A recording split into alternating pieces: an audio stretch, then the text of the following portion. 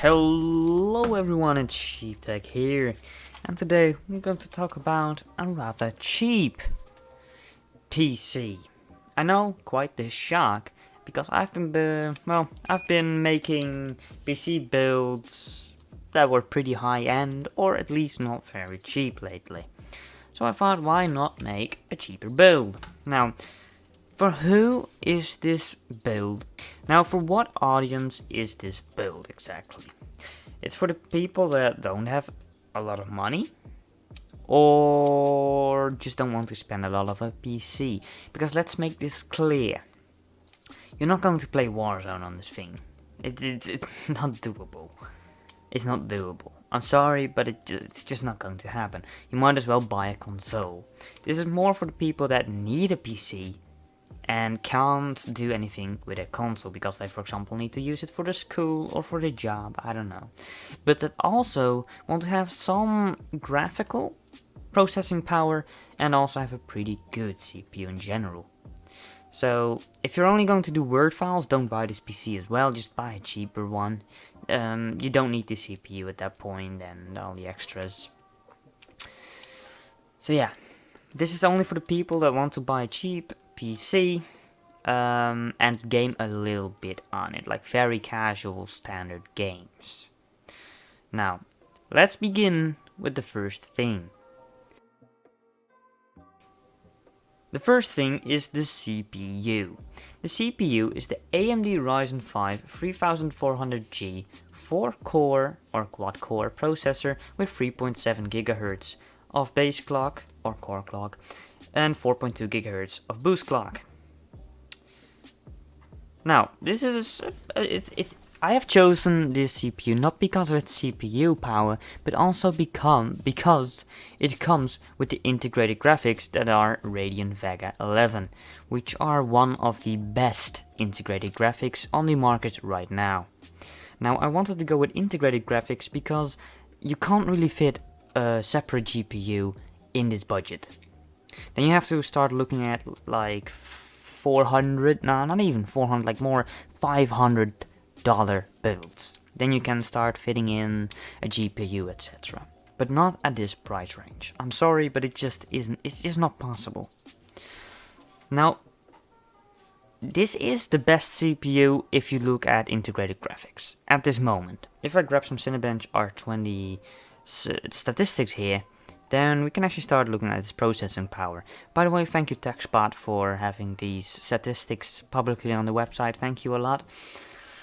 So, if you look at single core performance, then you can see that the AMD Ryzen 5 3400G is actually on par with the Ryzen 5 2600X, which is good because the 2600X is a good processor.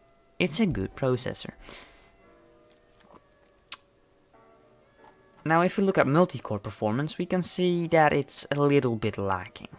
It is better than the i5 7th Gen, sure, but it's not what you could call, it's not really what you would call extraordinarily good. As you can also see, the AMD Ryzen 5 2600X that we compared it to on a single core performance statistic, we can now see that it's doing 50% better than the AMD Ryzen 5 3400G.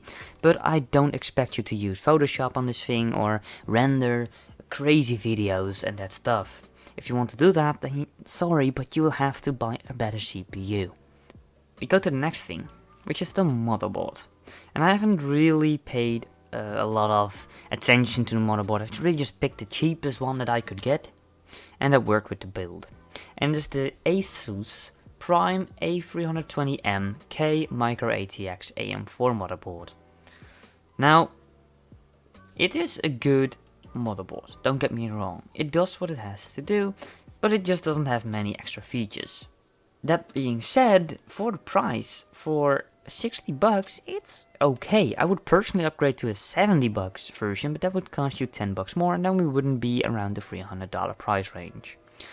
Now, it only has 2 DDR slots, but I solved that with only grabbing 1 RAM stick. But for the rest, it's alright. It's not much to be said about it. It's just your standard motherboard. Now for the RAM, I have chosen G.Skill, value 8 GB, single channel. I've only gone with 8 GB because you're not going to game crazy games on this thing, so 8 GB is fine.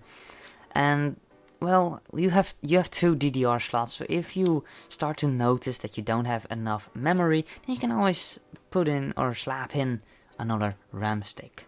Now we've gone with a hard disk drive. That is the Western Digital Caviar Blue 1TB 3.5-inch 7200 RPM. It's Caviar, you know, Western Digital is a good company. It's a good brand. They make good HDDs. They've been making these for I think decades, and man, these things just work. And they never really fail. I have one in my own build, and man, I have once dropped my PC and the Western Digital didn't even budge. It still worked properly, it still worked quick. Well, same goes for Seagate, because I also have a Seagate Barracuda disk in my PC, so you could say that about both brands. But just saying, Western Digital is just a good brand. And I've gone for 1TB because, well, I don't know, it's just, you know, 500 GB are just not really enough anymore. It's not enough. So I went with a 1TB, and it's not even that much more expensive than 500 gigs. To the PSU, the power supply unit, is the Thermaltake Smart 500 watts 80 plus certified ATX power supply. It's a good power supply. It's not modular, but it's not what you should expect at this price. It's 38 bucks, people. 38 bucks. For a PSU. And normally I say don't save money on your PSU, but in this case we could give and take a little bit, you know, we could. But yeah, it's Thermaltake Smart. It's a good PSU, and it does what it has to do as with all these parts. You know, you're at the price range where you can't really get like special or like very exotic types of parts, so it's all just kind of basic stuff, and it does what it has to do, and that's enough at this price range.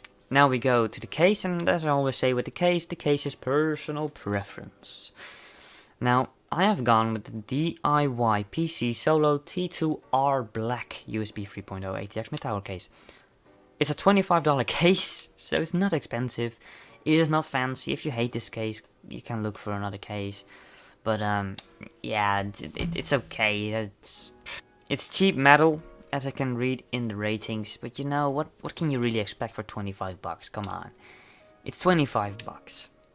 So yeah, if you want a more expensive case, then well, buy that one, I guess. I mean, you can, you know, with these builds, it's always the case that you can just do, you know, you can just take that part, and if you want to replace with another part, make sure it, by the way, fits and works with the other parts. But if it works and fits with the other parts, then we'll just switch it around, etc. You know?